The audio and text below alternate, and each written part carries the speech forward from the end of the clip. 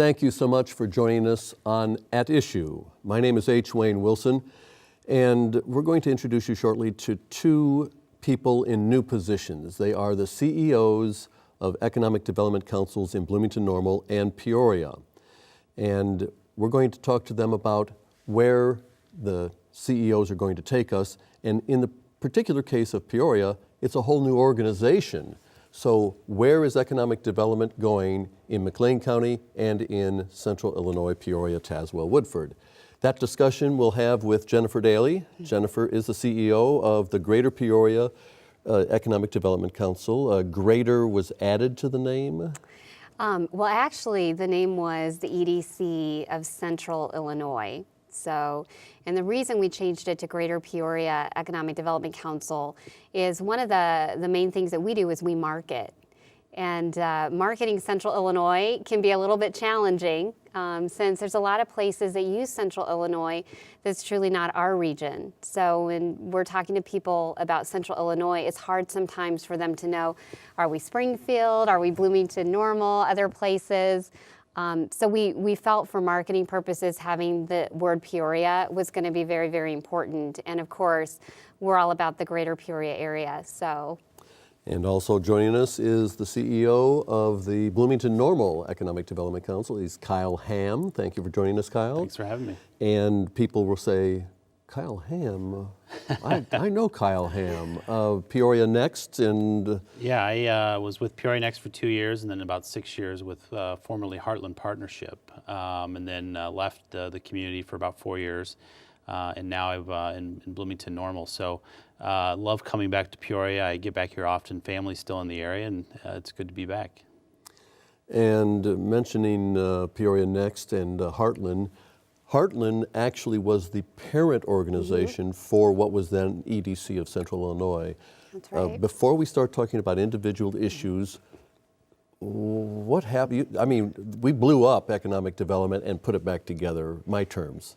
Well, I think it was more of a transition. I hope that we kind of see it that way. And certainly over the past couple of years, some changes have happened with that organization. And the Heartland Partnership still exists in kind of a different format. So the Greater Peoria Business Alliance is the name of an umbrella that's over the Chamber of Commerce and the CEO Council. So both of those organizations are partners and work on business development and specific projects. The Economic Development Council is now a completely separate entity. So we exist on our own, although we are housed in the same building. So we're in the same building, but completely separate entity. And our focus is on high quality job creation and talent development. So we all have our individual focuses, and certainly a transition has taken place, but I think everybody's very excited for the future. And the structure over in Bloomington Normal is? The Bloomington Normal Economic Development Council is a standalone organization. There's also a Chamber of Commerce, which is a standalone organization, but we do work closely together on projects. Our investors include the cities of Bloomington Normal, the counties of McLean, as well as about 100 individual corporate private businesses that invest in our organization. We, of course, have to start with the big news. I saw you the day that Caterpillar announced. You had a big grin on your face. Yes. So the excitement of Caterpillar announcing the new world headquarters downtown, they're staying, is past. We're all excited. Now the work begins. How does that announcement help you, and what role do you play in trying to build the environment to attract new companies that might say, Caterpillar's staying, maybe we're interested? Yeah, and so, first who's luckier than Greater Peoria to have an announcement like that? We're just thrilled that that's going to happen, and projected at upwards of $500 million of investment that's going to happen here over the next 8 to 10 years because of Caterpillar.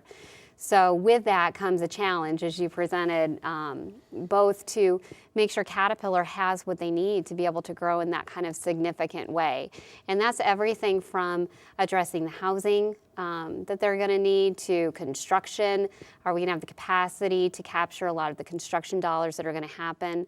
as well as workforce development and talent attraction, which are critical to Caterpillar and their suppliers. So one of the things that we're heavily focused on are those key areas of working on talent development and attraction strategies that will align with our earth-moving industry.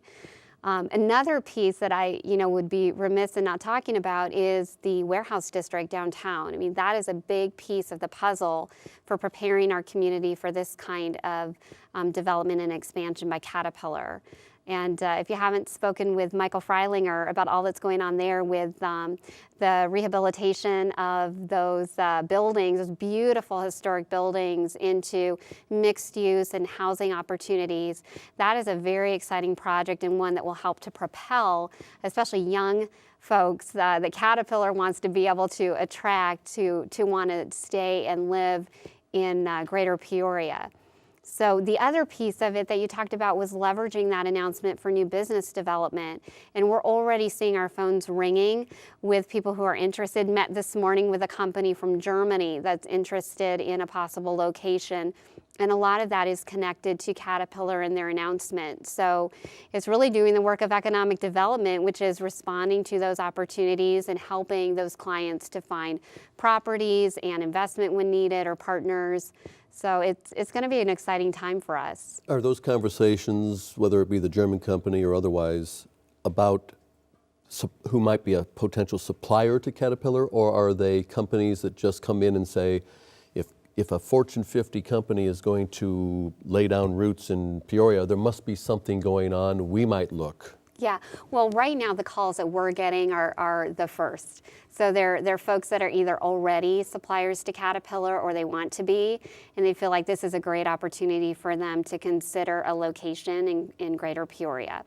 But with that comes opportunity also for us to go pursue folks that can benefit from being here. And we just completed a study of our supply chain, our earth-moving supply chain. And one of the things we identified was what other OEMs outside the earth-moving industry need the same kind of suppliers that we have.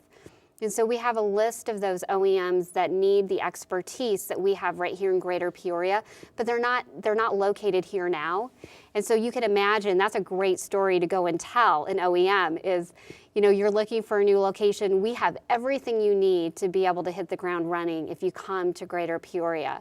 So that's one of the reasons why we have a new director of business attraction, Kim Eulig, and she's at Select USA right now working on foreign direct investment opportunities for us, and she's also pursuing those targeted OEMs. So those are some of the things that we're doing. Jennifer mentioned the warehouse district in Peoria. Mm-hmm. As you know, that is the urban environment that Peoria wants to create for housing. That will attract young people, mm-hmm. that will attract people who might want to go to Caterpillar. Yet there's a report that the League of Women Voters over McLean County is going to release here shortly that's going to identify a shortage of affordable housing. How does that impact your ability to attract workers and companies? Well, housing is always a key component for attraction of not only keeping the existing businesses you have and that their employees can have affordable housing, but also if you're recruiting and trying to find those affordable housing components. We are constantly looking at how we advantage every aspect of McLean County from a livable standpoint. Take, for example, in Uptown Normal, there is a tremendous amount of redevelopment on their circle. We have been analyzing and having lots of community discussion about how we build out housing that would be suitable for millennials. Millennials, as we mentioned with Caterpillar, it's the same issue with State Farm in Bloomington. Recruiting the talent that can move there, that it's affordable for them. But a lot of these younger people want to live in the urban core. They don't want to live out in the subdivisions that sort of sprawl outside of the urban core. So we're doing that in Normal, but also we're looking at, similar to the warehouse district in Peoria, we're looking at downtown Bloomington. It has a mix of older brick buildings, sort of the older look and walkable streets. We're also looking at ways to build livable, affordable living in the downtown Bloomington area as well. So housing is a very important piece of economic development, making sure that we can be a suitable place to attract people to work there, but also as these kids come out of college, we can retain them to work in our workforce. We've mentioned CAT, we've mentioned State Farm. Where else in America, 35 miles apart, are there Fortune 50 companies in mid-sized cities? With that in mind, has there been or will there be some sort of collaboration so that when you talk about the greater Peoria EDC or the Bloomington Normal, maybe, at least on some occasions, you might be the I-74 Bloomington-Peoria Corridor Economic Development Council? Is that possible? Well, we were just saying Kyle and I are new in our positions, and we haven't had a chance yet to sit down and have conversations like that. But I think we're both very excited about opportunities that would exist to work together. And there's some great examples out there across the country of groups that do just that. So we are talking about Iowa City and Cedar Rapids, and both communities exist on their own and have their own economic development organizations that are very important. But they started working about a decade ago together on a technology corridor and concept, and that's really spun off all kinds of wonderful partnerships and collective marketing and strategies. Using that I-380 connection, Yeah, and so we have exactly. the I-74 connection. Possible? Yeah, absolutely. I spent almost 8 years here in the Peoria marketplace, and I know it very well. I spent a big chunk of that time selling the community and knowing its assets. And now that I'm getting to know McLean, I'm starting to see a lot of opportunity for partnership. And with Jennifer, I think we have a strong relationship, have known each other for a long time. The opportunity is ripe to create a regional economy and work together and partner together and find ways to share, particularly when we are in Illinois. And that's a disadvantage in itself to be in Illinois at this point. But if we can find ways to advantage each other regionally, we'll set ourselves apart. Let's talk about those disadvantages. You opened up the door, Kyle, so we might as well go ahead and tackle the gorilla. Illinois, nationally known for corruption, nationally known for having the largest pension debt, despite the Constitution's requirement, no balanced budget. How do you overcome, companies, individuals, how do you overcome that? Well, it's tough, and part of what's happened is the other side of that story is not really being told very well. And so all states have their issues and problems and challenges, and Illinois certainly does as well. But we also have great opportunity and a lot of assets here. And unfortunately, that story has not been told well by anybody, I think, throughout the state. So one of the things that we will be trying to do is to help people overcome the hype that's out there and understand the true picture, the true numbers, and the opportunities here.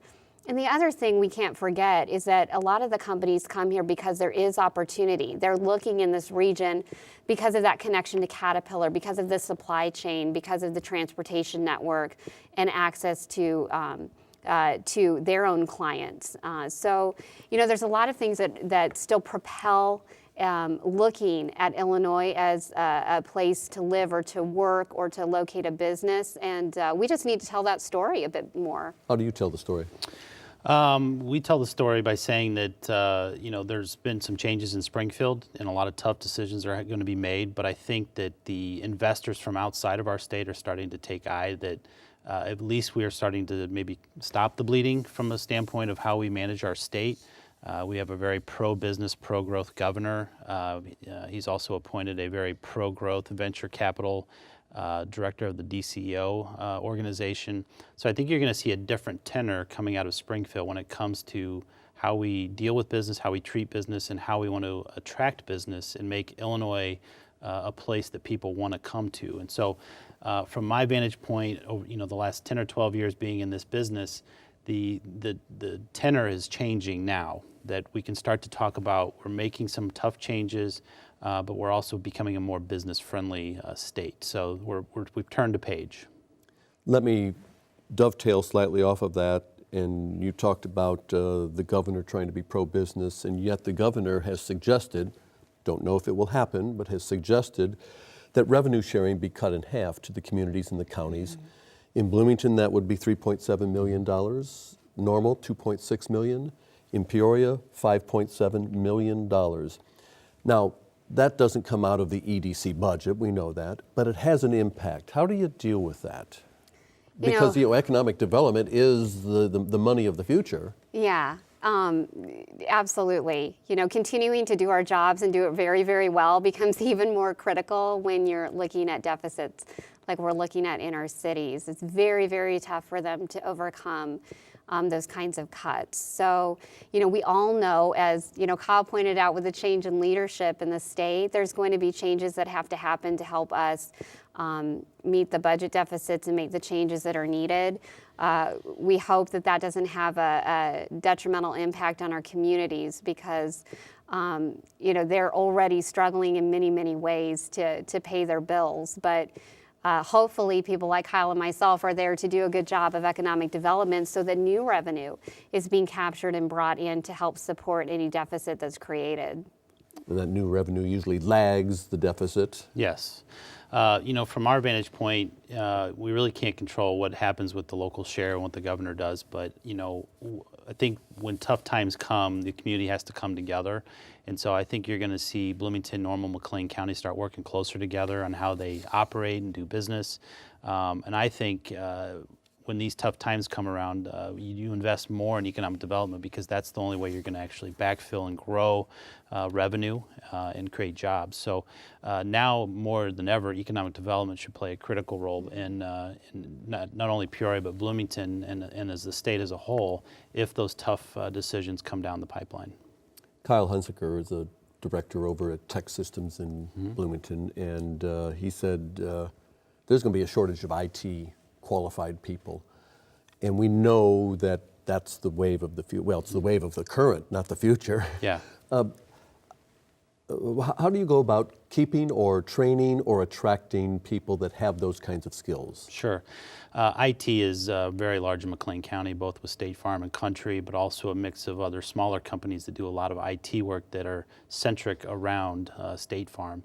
And so there is a challenge there. There is a gap there of kids coming out of university systems prepared for these types of jobs. And so right now we're talking with State Farm and Country, as well as all of our school districts in McLean County about implementing STEM education as far down as fourth grade, getting kids excited about the math, the science, the technology, doing project-based learning so they have a hands-on feel for how things work. And then as they get into high school, marry them with internships at our local businesses so that they get a feel of how they operate and how they work. And then as they feed into our university systems, we're better prepared for them to come out with the knowledge, the skill sets that they need to fill the jobs that are on demand. And so we're actually creating sort of a farm system in our own community to help fill those jobs because it is tough to recruit talent, not just here, but just about everywhere in the country. And in Peoria? Many of the things that Kyle talked about are happening in our school districts for the very same reason. So STEM's been a big focus, and we have a variety of programs that are happening in our elementary and junior high. We have Project Lead the Way. We have 2 expos that we do, a manufacturing expo as well as a healthcare expo. And just as Kyle pointed out, it's really important to create that pipeline and to grow your own talent. And so a lot of that is connecting all those programs together and making sure they're lining up with internships and apprenticeships so that we're feeding right into our workforce. So we have a huge effort ongoing around that workforce development. Let's stay away from State Farm and Caterpillar and move to the medical community. Peoria, for a community of its size, if you look at other communities, they can't match that downtown medical community that exists, but most notably, University of Illinois College of Medicine at Peoria, the Jump Trading and Simulation Education Center. How fortunate and what kind of advantage do you take of those assets? Well, they're a huge advantage to us in our region. I mean, they're a primary workforce sector for us, and they bring a lot of fantastic and high-paying jobs into our region. So we're extremely fortunate to have that. The innovation they bring as well with Jump Trading and the work that's going on there is incredible. And some of the opportunities, I think, is to capture what's happening at Jump Trading, where they're pairing biomedical engineers with their medical staff, and they're literally developing medical products that could be manufactured right here in our region and sold all over the world. So being able to capture that and commercialize it right here in Greater Peoria is one of the challenges that we face to make sure that we're creating jobs based on that. Two things, Kyle. First, the medical community in Bloomington. There's 2 large hospitals. It is an important driver in our community as well. I was just thinking that when you talk about the relationship between Peoria and Bloomington, having the St. Jude Children's Hospital in such close proximity is an asset for us that we can sell from our vantage point. But also, we have a marriage with OSF having a hospital in Bloomington. We also have Broman Advocate that is there as well. And healthcare is a very important component of our economy. And the second aspect is Next. You directed Next for a couple of years. Mm-hmm. And when Jennifer referenced, we come up with these ideas, whether they be medical or otherwise, and then they go someplace else to be made. Yeah. That is the story of how Peoria Next formed, is that we had a lot of assets here in the Peoria marketplace, a lot of things going on, a lot of money being spent in R&D, but we really weren't capturing and seeing any fruits of the labor, if you will. And so Peoria Next came out of that, the idea that we can help capture the local ideas through mentorship, funding through angel and VC funding, incubation space, which is why we built the Peoria Next Innovation Center. But we're doing a similar model in Bloomington that it's not a unique model, but the fact that you would try to maintain and keep your own is something that should be focal point of economic development. Being able to see the young people coming out of the university system that have an idea, make sure that they grow that idea locally rather than have to go to the bigger communities like Chicago or, say, Boston to find the things that they need. So really creating that safety net is important for any community that wants to keep their local talent, the innovation, and both Bloomington and Peoria have those assets and resources. Let's talk about those ideas. In Peoria, the USDA lab, Bradley University, Caterpillar's Tech Center up in Mossville, the Jump Trading Center, as you mentioned, et cetera. How do you go about coordinating that so when someone at USDA lab is working on something and Caterpillar might be doing something similar, how do you make sure that those ideas are facilitated, so to speak, amongst them before they even move to a next situation? Well, that's such a great question, and it's one that, we're talking a lot about. Some of that is happening because we have people like Chad Stamper at Peoria Innovation Center and connected with Bradley and connected with Jump Trading. So there are some really strong ties and collaborations already occurring. The Ag Center is a little bit more challenging because they're so regulated by the federal government. So it's a little more challenging to get them connected in and to see what we can do to take ideas that are coming out of that center and have that innovation and creation here in our region. So, that's a piece we're working on. And another piece that I think is a huge opportunity for us, when you think about Jump and the pairing of biomedical engineers with the folks that are working in the medical community, you think about where is that happening in manufacturing? Where are we seeing that kind of innovation occurring? And certainly Caterpillar is doing that internally. They have teams of engineers and innovation centers, and they are doing that internally. Of course, they're not going to share that because they're developing it for their own processes and systems. So I think there's an opportunity for us to see how we can work with the Innovation Center at Bradley and our suppliers, our supply chain in the earth-moving industry, and see how we can help to create that innovation with them through the resources that we have. You know that here at Issue, we always like to break news, so go ahead and make an announcement. You got anything you'd like to announce, Kyle? No, not particularly with any new announcement. Having spent time here, I was delighted to see Caterpillar stay. My father worked at Cat for 39 years, so there's a lot of Caterpillar blood in my family. It's a tremendous asset, not just for Peoria, but for Central Illinois and Illinois as a whole. So we all celebrate when we see other communities like Peoria have success. Same question to you, Jennifer. Go ahead, make an announcement. if not a specific company, a type of company. No announcement for you today, H. I'm so sorry. I'm so sorry, but you'll get the first call when we have that. Yeah. And with that, we say thank you to Jennifer Daly, the CEO of the Greater Peoria Economic Development Council, and to Kyle Ham, who is in the same position at the Bloomington Normal Economic Development Council. Thank you to both of Thank you for being on At Issue. Next week, At Issue will take a week off because we have some specials on cancer research and cancer treatment. Todd Pilon and I have been putting together a couple of documentaries. We're working in conjunction with WILL on that. And then in 2 weeks, the president of Illinois State University, Dr. Larry Dietz, will be with us on At Issue. Join us then.